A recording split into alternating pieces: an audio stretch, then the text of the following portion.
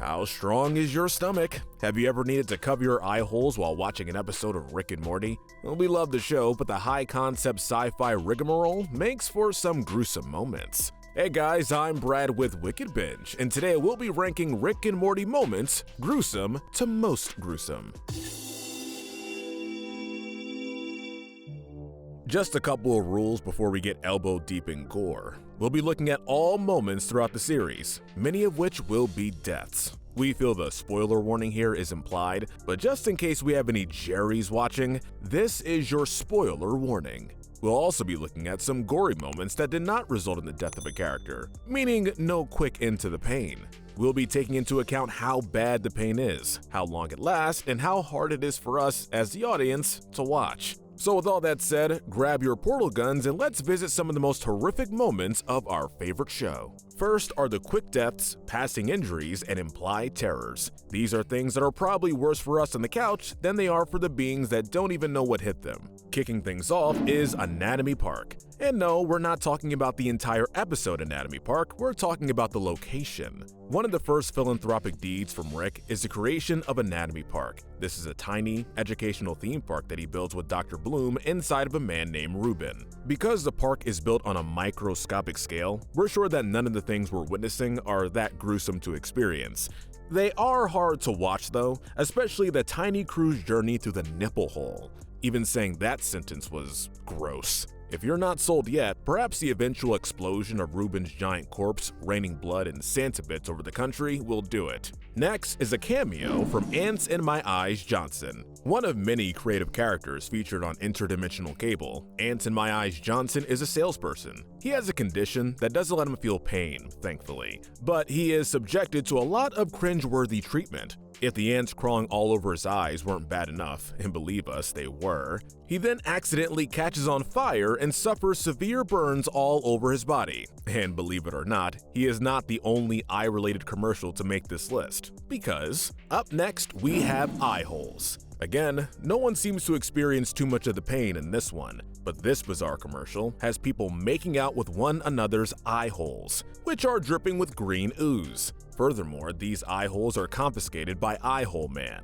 A strange premise for what turns out to be a cereal commercial, as we learn that the eye holes are a branded snack. Moving back to more traditional injuries, our next moment is when Beth shoots Mr. Poopy Butthole. This would have been a gory episode from the beginning if the alien parasites being massacred had more blood or organs. The fact that they only leak out a pink goo when they die keeps this episode from being quite as horrific. It also makes it more shocking when, mistaking him for another parasite, Beth shoots Mr. Poopy Butthole and he hits the back of the wall in a splattering of gore. He survives the ordeal with a lifelong limp, but it was gruesome to see. Did she not remember that the piece of paper said 6? Come on, Beth, there were 6 real people. Rick wouldn't write that number for no reason, but we digress. Following that ordeal is Rick's death. When Morty becomes obsessed with death crystals, it's Rick who ultimately pays the price. At first, he seems impressed by his grandson's desire to pilot the ship to adventure, but it isn't long before Morty crashes. In a brief flash, Rick is ejected from his vehicle and impaled violently onto a spike of the planet they were trying to leave. His corpse is broken over itself and covered in guts. While it was a quick, painless death, it definitely falls into the category of gruesome. And while we're already on the topic of dead Ricks, let's move into our next moment, clone murdering. After Tiny Rick comes to terms with the fact that he's no longer tiny, he decides that the cloning experiment has been a failure. Then he does what any reasonable person would do, violently murder every one of his clones. He's still naked and more aggressive than ever, as he ensures that his mistake never gets repeated. He's not the only one with violent tendencies in the family though, because following that display is Morty's massacre. In the episode Look Who's Purging Now, Morty is doing most of the purging. It starts, mostly by accident, when he pushes a man who is getting aggressive with him. When Rick leads him into more violence as part of their escape plan, a switch flips in Morty that he can't seem to flip back. It results in the first, but not only, bloodbath of the episode, with guts and limbs flying everywhere in a tide of red. The moment is so much that even Rick has his fill. That means a lot coming from the man who was hoping to watch The Purge for fun. And rounding out the tier is the battery gun. We'll be honest, most anything from Pickle Rick could have been on this list. If we're ranking entire episodes from gruesome to most gruesome, hands down it would have been our number one. But since we had to narrow it down, we decided to look specifically at the deaths caused by the battery gun that Pickle Rick creates. The gun uses up one battery per charge, but it also creates a highly deadly laser that can cut through anything. Pickle Rick sears the legs off a few guards, but that's only an honorable mention. For this list, we have chosen the 3 guards whom he lines up before lasering their brains out. There is a shot where we see Pickle Rick directly through the gaping holes in the heads of not 1, not 2, but all 3 guards before they fall down to the ground, their brains and blood still leaking out. It was a quick death, but dear Solenia, it was brutal. We move on to the more prolonged punishments. Very few of them are fatal, but not a single one is quick. And trust us, the animators are holding nothing back on these. Easing us into the tier are Morty's broken legs. In the pilot, Morty was having a bad day.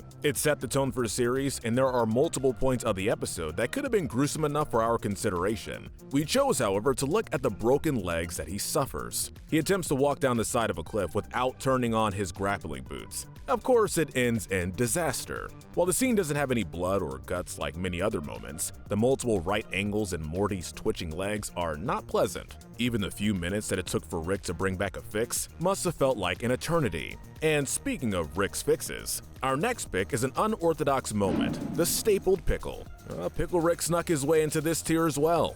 This is probably the easiest one to actually watch, but it's also got to be one of the most painful. When Pickle Rick finds himself in trouble and leaking pickle juice, his solution is to tape a pickle chip to his gaping wound. While it seems comedic in comparison to our other entries, we can't help but wonder how badly that hurt. It's established that even as a pickle, Rick feels pain. What he did in pickle terms was nail a chunk of flesh over his ribs to stop the bleeding. And when you think about it like that, it probably shouldn't have worked, and it must have been excruciating. We move on to another self-inflicted moment of gruesome, rules of personal space. Interdimensional Cable strikes again. Morty points out that interdimensional cable has a looser field than regular cable. If this list is teaching us anything, it's that the cable programs from other dimensions seem to be more violent. In a show where a man teaches people the rules of personal space, he takes things too far. Deciding that it's not enough to be alone in his personal space, he decides his own skin can't be in that space either. He rips and tears the skin off his body, and the scene can't end quickly enough.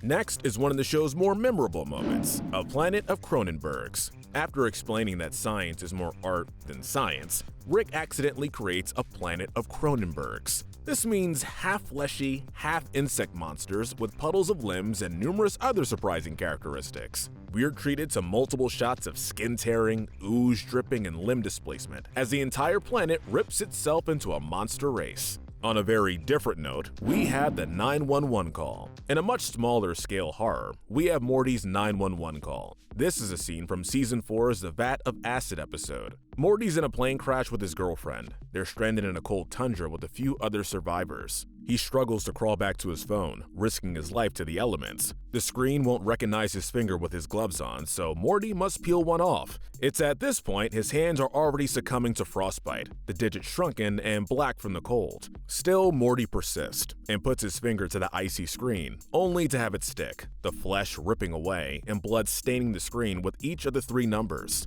Though the implications are not nearly as horrific as our last entry, it was hard not to look away. Sometimes it's the small, easy-to-imagine terrors that keeps us up at night, not the big ones. And while we're being mean to Morty, let's look at his space snakebite. There are a lot of gross space effects. Another great example is where Jerry's admitted to an alien hospital for ingesting a contagious space bacteria that makes him tremendously ill. We've chosen to represent these various maladies with one of the most graphic depictions, Morty's space snakebite. The bite was on his ankle, but the effect of the venom is disgusting. His skin is discolored, the veins bulged. Rick even describes him as looking like a 1990s Japanese ghost, which is funny because it's true. Let's not leave all the ladies off the list, because our next pick is the Clive Barker ring. We've already had David Cronenberg appear on this list, so why not have Clive Barker join him? Summer messes with one of her grandfather's machines in an attempt to get bigger boobs and win her boyfriend back. Unfortunately, she makes every part of herself larger until her mother and Morty have to come help. Her mother is too stubborn to call Rick, and once the tech support escapes their prison inside the machine, they have no choice but to experiment with buttons. This accidentally turns Summer inside out as well as giant. If that were not horrific enough, Beth does the same thing to herself in order to get closer and apologize to her daughter. Seeing two giant, skinless women hug it out was not only gruesome, but a little terrifying.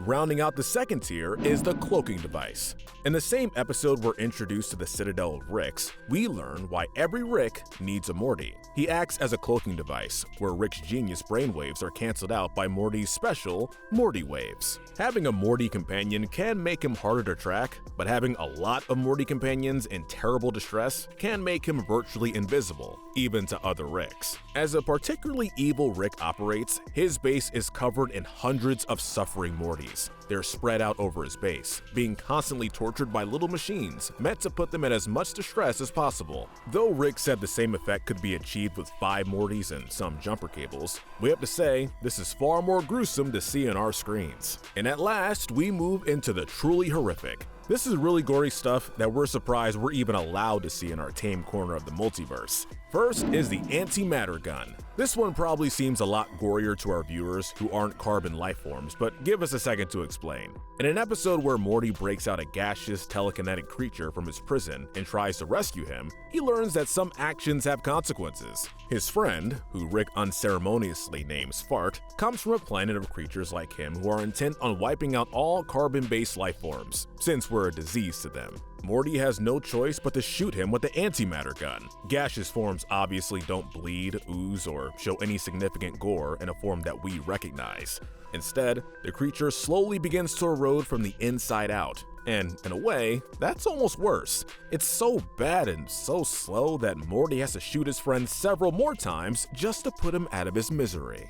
Following just behind is bootleg portal fluid. The Citadel can be scary. Morty's killing Mortys and Rick's doing grunt work. Of course, sometimes the grunt work involves making bootleg portal fluid for your garage full of Mortys. One Rick gets his math wrong and steps through a portal that eats his flesh off. While the death is only a few seconds long, the way that the old Rick screams in pain suggests that he is conscious throughout the entire thing, and it's grisly enough that we just couldn't leave it off. Next is Top Hat Jones. Look, we promise this will be our last interdimensional cable entry, though it's also a cereal commercial. The commercial's protagonist, Top Hat Jones, introduces his product, delicious strawberry Smiggles. He looks around nervously as he eats a bowl, as though he expects them to be taken away, but they never are. It isn't until he's eaten the entire bowl that the children come to claim their prize. They hold him down, pinning him to a tree stump where they reach into his stomach and eat the strawberry Smiggles out of his intestines while he howls in pain. Though the commercial doesn't show his death, we don't think there's any way he couldn't have survived this ordeal, and we're not sure why he'd want to.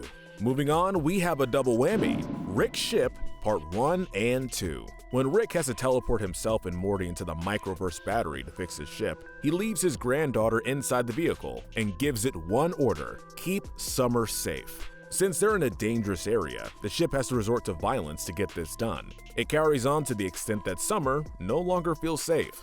In the first instance, lasers go through a man that approaches Summer's window, cutting him up into little cubes until he falls apart where he stands. In the second, and more horrific, the ship gives birth to a clone of one of the surrounding officer's children, a son who had drowned years before. As the officer holds the long-lost child in his hands, he gives a warning about not attacking Summer or the ship, just before melting and deforming back into the clone goo from which he was just gestated. Next is the Blood Dome. While many of the massacres look quick and relatively painless, neither of these adjectives apply to Morty's time in the Blood Dome. After Rick gives Morty a muscle serum, the muscle takes over his entire arm. This results in a particularly graphic Blood Dome segment, where one volunteer after another is violently bludgeoned to death. The animation has the same quick pacing as many of the other massacres, but there's a strong difference between being shot in an instant and being ripped apart or beaten to death. This might have something to do with the man who dies after Morty rips his scalp off by the Mohawk before punching his head off. This is the most gruesome of the massacres and one of the more painful deaths. Next is the only non-lethal entry in our top tier, the Meeseeks Brawl. Pain is existence to a Meeseeks already. The creatures are put into the world only to do one simple task and disappear. They work so efficiently, so they can stop being. Unfortunately for the many Meeseeks, Meeseeksai? We don't actually know what the plural of a Meeseeks is. Unfortunately, for the ones that are called into existence to help Jerry with his golf game, Jerry is not good at golf or taking instruction. This results in Meeseeks that are days old, tired, and violent. While their deaths are eventually a peaceful pop from the world, the brawl that leads up to them is violent. There are Meeseeks bludgeoning one another with golf clubs, ripping each other's limbs, and spilling their innards all over the Smiths' house. One of them even points out the cruelest part, that no amount of spilling Meeseeks' blood will bring them peace. They are immortal, and even the limbless ones were offered no reprieve until Jerry completed his part of the task. But we shall move back to the many deaths. Our next moment is ironically entitled Impervious to Acid. After Rick's particularly cruel and convoluted lesson to Morty, there's one former police officer who believes that he is impervious to acid. He does what any logical person would do, quits his job, and moves on to showcase this powerful ability. In a small after-the-credits scene, he has his first talk show where he's eager to show off what he can do. He has the crew hook him up to a machine that will lower him toe first into the very real, not fake acid. He realizes as soon as he makes contact that he's not, as his shirt declares, impervious to acid. But at that point, the machine is already going, and we're treated to his screams as he suffers a slow and agonizing death in the vat of acid in front of a live audience. Next is Vance's death. Honestly, all the Vindicators who die in this episode meet bloody and horrific ends. None of them hold a candle, however, to Vance Maximus. When he doesn't believe in Drunk Rick's ability to create sustainable Saw-style traps for him and his cohorts, he attempts to make a hasty escape. There are the sounds of bullets, the whir of chainsaws, the rush of flamethrowers, and what sounds to be a blender, as the bottom half of his body wriggle and bleed before falling onto the floor. As if that weren't enough, his flight boots lift the severed bottom half of his body from the ground and let them rain blood down in the room for a few circuits, smearing viscera along the walls of the cavern where they touch before mercifully exploding. The upside is that he probably wasn't alive for the whole ordeal, but much he suffered was enough pain for a lifetime. Next is Miles Knightley's death. When Rick is trying to prove a point to Miles Knightley, famous heist man, he steals his whole crew. He takes it a step further for a final reveal by showing off that he also brainwashed the entire population of the heist convention. When he orders all 3,000 people to steal every square inch of the heist con, they take it too literally. A small mob grab a piece of Miles each, literally ripping him to shreds. He screams and writhes, so unlike Vance, it was slow going for him, and he experiences most of the pain before death mercifully steals him away. In our penultimate spot, we have the Wasp Universe deaths. While repeatedly cloning himself to undo the aforementioned Rick death in the first tier, Rick gets to go on a tour of strange universes. He gets to see multiple fascist universes, a shrimp universe, and of course, the Wasp universe that ultimately gets him to where he needs to go. The first death is of Wasp Morty's math teacher, Mr. Goldenfold, who is a caterpillar. He is being eaten at the Smith family table for dinner. As Wasp Rick explains, they kill their enemies by eating them from the inside out, sometimes even laying babies behind their eyes. If the scene were not graphic enough, Wasp Beth likes to season her prey with acid flakes. Mr. Goldenfold is alive and screaming, even birthing some children who are promptly gobbled up, all while he begs for death and howls in pain. The performance is repeated on an even larger and bloodier scale after AI Rick is given a corporeal form, only to have it ripped away in a similar fashion. This time, the wasp babies are implanted into his eye before bursting out, leaving a gaping hole in his face that lets us see down to the skull as the wasp are born. And last but definitely not least, we wrap this list with suspended in disbelief. When Rick and Morty get trapped in a narrative train ride from hell, they have to oppose a tickets please guy. His fate is one of the worst we've ever seen. He is suspended in disbelief.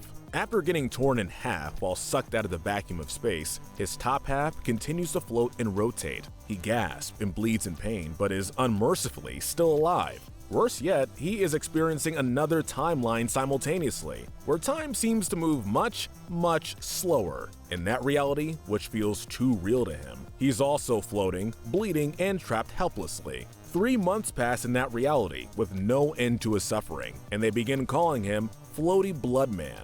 Religions are started in his honor, reports are done on him, Children are terrified, and he has no choice but to keep bleeding.